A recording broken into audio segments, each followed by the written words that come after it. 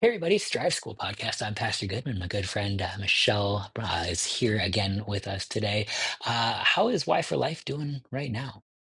Great. We just got back from a conference at Concordia, Chicago, our Y for Life Summit, and it's really exciting. We had quite a few people attend, and we talked about lots of life issues and did a service project. So lots of fun. That's awesome. What do you got coming up? We're heading down to Texas next. So we're going to do a YA for Life event. So our 18 to 35-year-olds are signing up to attend, and we'll be in Austin with Pastor Wolfmueller at St. John's. Is that right? Nope, nope, nope. Let me start over. So we will be at St. Paul Lutheran Church There it with is. with Pastor Wolfmueller in Austin, Texas. So it'll be a great time. Awesome. If you need to find out about that because you're interested in going, where might one go? Yeah. Yeah. Check it out at ya4life.org. Or you can contact me, Michelle, at yforlife.org, and we would love to have you join us. That's great. So we are working our way through the book of Genesis, looking at it through the lens of life issues. And we're getting to 15. And I keep sort of expecting us to say, or like really have to shoehorn one in. And it like so far we're 15 for 15. They're not always where you would expect to look, but it's actually a place where I don't know, it's like the Bible holds up life to matter or something. That's weird thought. I don't know. Absolutely. Yeah. I don't know. When did that happen? Apparently in the book of Genesis. So what's going on in chapter 15? Yeah, so chapter 15, we just came off of Abram's rescue of his nephew Lot, and now there's like some calm, and Abram is experiencing doubt. He's thinking of those promises that God gave him, right? The promise that he'll have lots of children, the promise of the land, the promise of the Savior, as kind of a three-pronged promise, and God seems to have been batting 0 for 3, right? At this point, like, Abram hasn't seen anything Right. yet. Sarah is or Sarai is still not able to conceive, and he's like, "God, what are you doing? Because I don't have any descendants, and the only one my land, my goods, they're all going to go to Eleazar, right? A servant in my house." And it's really interesting because in chapter 15, he says it it's 2 verses in a row. He doesn't say it just once. He says it twice, Yeah, right? he's not letting go. Yeah, he's like, "Behold, you have given me no offspring," right? "A member of my Mhm. household is going to be my heir." And so, like, there's this struggle there. There's this doubt that God is going to come through with his promises. And doubt is definitely related to life issues. It's a life issue, especially when that doubt, is attached to faith, right? Because we know faith, is not only about this life but about eternity. So and doubt is one of those things that we still experience today. Like a lot of these life issues we can see, in fact all of them, are still alive and well today because sin is alive and well. So doubt, and God has to answer that doubt, and he does. Right. He doesn't let Abraham sit in it long. He says, takes him outside, look at the stars, right? You are going to have this many descendants. It's so innumerable. Try and count them. And points it out. But then he recognizes that Abram is not in a good place, and he needs something solid to hang on to. And so God doesn't just give him words, he also gives him a Mhm. sign, right? So he has Abram bring together these animals and make a sacrifice to them, cut them in half, and make a path between the two. And and God reiterates the promise, and he gives him more information about his descendants and what will happen to his descendants. He talks about the fact that they will be for 400 years servants in another land, but that they will come back and that this land will be theirs. Right. So he's definitely alluding to Egypt and what happens there, right? And then God's people coming and finding the promised land, eventually receiving the promised land after 40 years of wandering. Um, but then he gives him that physical sign. So, between the split animals, um, the typical, if you're going to have a covenant established between two people, and it was very serious, both people would walk through the animals. And basically, what you're saying is, if I don't uphold my side of the bargain, you can cut me in half, just like we have done these This be animals. done to I me. mean, like it's serious. Like this is serious. But unlike most covenants in the Old Testament, or in the Old Testament times where two people would walk through, only one person walks through this one, right? And it is God in a smoking fire pot and flaming torch. He is the one who says, "Listen, my promises are true. You can depend on them, and they're on my shoulders, right? And I'm gonna own this one. Like this is the covenant that I'm establishing with you, and I will carry through." And so God provides this sign, this physical thing that Abram can hang on to when Mhm. he's facing doubt, both now and in the future. I love that you call doubt a life issue, because it doesn't on its nose sort of seem like one, mostly because we don't talk about doubt the right way. I think a lot of the time we talk about doubt as sort of either a weak faith or an absent faith, and that's not what doubt is. It's actually, I mean, it's even in the word. So like doubt, it has sort of the same beginning as double.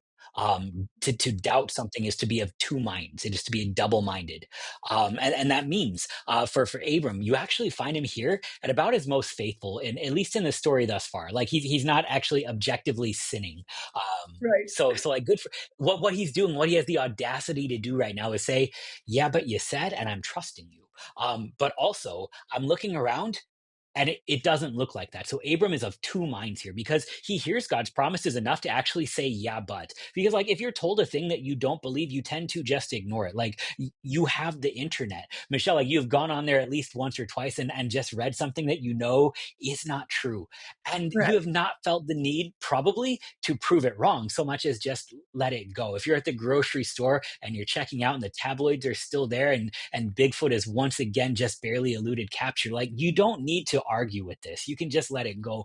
Abram is out there like he's wrestling with the thing because he believes it, but also he looks around and he is in a life issue. And this is why doubt, I think, is a life issue, because every single life issue that you're going to have from womb to tomb really is just the fact that it hurts a lot down here and it's not like God said it would be. So like, where do you find God in the middle of this thing? And how do you hear his word in the right now when you hurt, or when you're alone, or when you're not seeing the promise? And it's wonderful because Abram at his most, one of the most faithful chapters that you're going to have him at all. He is saying, "Yeah, but," which means I believe you. Help me, and he's receiving from God who does all the work. Right. It's precious. God actually puts himself into this narrative concretely, physically, to walk Yeah. the path of this covenant for Abram. This is where we sort of start to get to talk about the life issues that are not getting better right now, and I think that's what this chapter is really helpful for. Yeah. Yeah. Like, what do you Because think? Yeah, because you're right. You're right. It addresses. I love that you're connecting it to the life issues that don't seem to be getting better, right? Or that we have to wait on. And there is that temptation to doubt. There is this. Okay, God, you promised you would be with me, that you would care for me, right? I'm struggling with this illness or cancer or infertility or whatever it is, right? This brokenness that I know is brokenness that I don't want, and God fix it, right? And we definitely um, we have times in our life when we have to sit and wait, and doubt, that double-mindedness creeps in, and we, just like Abram, we need to be reminded that God is with us. And God knows that. Like he knows the human condition. He knows exactly what we need, and so he does provide for us, just like he did for Adam, or for I'm sorry, for Abram. He does provide for us a sign that we can cling to, right? A sign connected to the word, something physical that reminds us and assures us, and even more in There's the the weight of, time, yeah. yeah, works for us and in us, and we see that in our sacraments, right? We know we go to the communion rail broken, with perhaps doubts, with things that are not right. And we go to the communion rail to receive that, not only the forgiveness of sins and life eternal, but also the assurance that we have not been forgotten, that we are loved, that God's promises are real, and that He will fulfill them, right? That's From beautiful. the day to day and to eternity. It gives a concrete practice to all of these places where it happens, because you're right. Our catechism talks about the sacraments. It's always, every time Luther would explain it, it is the word joined to water that makes the baptism. It is the word joined to bread and wine that make it communion. Is it special water? Nah. Is it special bread and wine? Nah. It is the word joined to it. And that means then that God is present here for you now. And so when I go to the communion rail, I get to take not only sort of all the things that I've seen, I get to take my sin in the face of it. My first commandment issue is doubt. I'm seeing two things straighten me out here to actually make your word do something, carry all the weight of it. It shapes how we treat the people who are in the middle of them. And I say this for sort of recognizing, like, I've watched the things are not all right now, but you said, in friends, and members who have struggled with infertility. I've watched it with shut-ins, little old ladies who are just, every time I would go to see them, they'd be like, "So why am I not dead yet, Pastor? Like, I know where I'm going. Help me, like."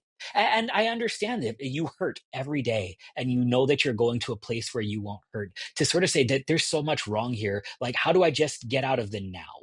And it's not that you need to get out of the now; it's that God puts Himself into the now for you to drag you through the now all the way to the other side. The now is never without value if God is present within it, and the sign is that He is present. So that the smoking, fiery torch that goes through half a cow, hot dog style, is it is a present God, to confront Abram's fear, his doubt, his sin, and everything that has just not yet been realized. But if God is present working, that means that it can really only end one way.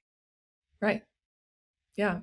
And it can only end the way that God intended, right? Mhm. With Him upholding life, with Him continuing to bring His promises to fruition in our lives, with us meeting Him for all eternity.